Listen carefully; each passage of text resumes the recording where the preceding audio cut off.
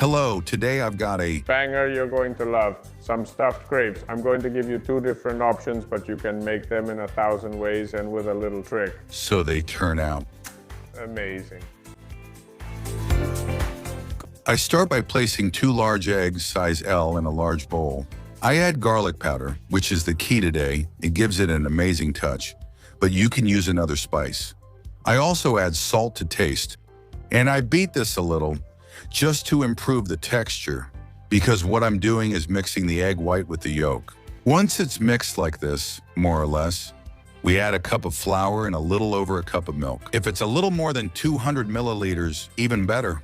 And let's mix it up. We're going to stir it until we have a homogeneous and slightly thick texture. And then we're going to let it rest for 10 minutes. It's that easy. You can use that time to prepare the filling. I'm going to make 2 different ones.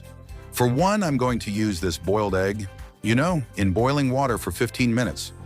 And when the filling is ready, we're going to prepare the crepes. A little bit of oil. You can also use butter, but just a small amount. Spread it well on the base of a non-stick pan and put it over medium-high heat. You'll know it's ready like this. A few drops of water and you see them sizzle. That means the oil is already hot. So, if you have it at 7 or 6, lower it 1 notch and start cooking the crepes. You can add 1 big spoonful of this or 2. The idea is to pour it in and use the bottom of the ladle itself to spread the batter a bit. If you're skilled, you could also do it by moving the pan itself, but if not, this way works perfectly too. You spread it out so that it forms a thin layer, and as you can see, I'm doing it slowly and in real time so you don't miss any details. Once the crepe is more or less spread out, you wait for it to get toasted. It can take between 1 and 2 minutes. Then you flip it over and voila. You cook it on the other side, which will take a little less time. Once you have them on the plate, yes sir, this one is ready, so grab a plate and flip it on top. A little trick I use is that as soon as you take them out, you put a cloth on top. This will keep them moist and prevent them from getting ruined. You cook all of them until you finish the batch, and then you fill the one with the egg from before. I'm also going to do it with tuna. There I have the egg and a can of tuna that I've drained. I stir the egg a few times and add mayonnaise or mayo, the mix that never fails. So here it is, all of it. Let's stir, mix, or whatever you want to call it, and you'll get a kind of thick paste that's delicious but very strong. Perfect for a crepe. Remember, we had the cloth on top. We take it off just to use the crepe, and then we put it back on. All right, this little plate is for the crepe. We fill it with a thin layer and without covering the whole crepe, because when you roll it up, the filling will spread out. So with this amount, it's enough. You just need to repeat the process with as many crepes of this type as you want and keep them in the fridge or refrigerator so they stay nice and cool. This chilled filling is delicious. We add cooked ham to taste and cheese to taste.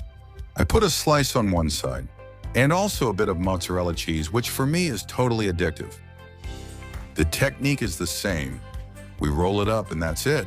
What you can also do is use the same pan to place them inside over medium heat with a lid on. The goal is to completely melt the cheese, look, so they slide well. And if you have a bit of cream left and had to make smaller crepes, here too, with ham and cheese, they heat up in no time. Once you have them, take them out and enjoy.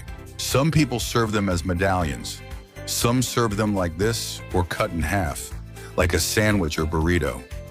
Honestly, they're amazing no matter how you eat them. And the inside is always the best part. Look at the soft cheese, it's truly a delight. Look. Look at the little tray we've put together in just a moment in different ways. You could cut them into medallions, sandwiches, halves, crepes, however you want, but they're always delicious. And making tasty recipes has never been so easy. Look at what we've put on the tray. Oh my, all that's left for us.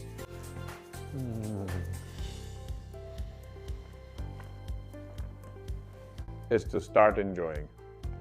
Great recipe. Now that we're at it, I'm sure another recipe you can throw together in a pinch has come to mind, something super tasty you made with whatever you had at home that you love. Share your thoughts in the comments and tell me where you're watching from so we can travel the world through good food.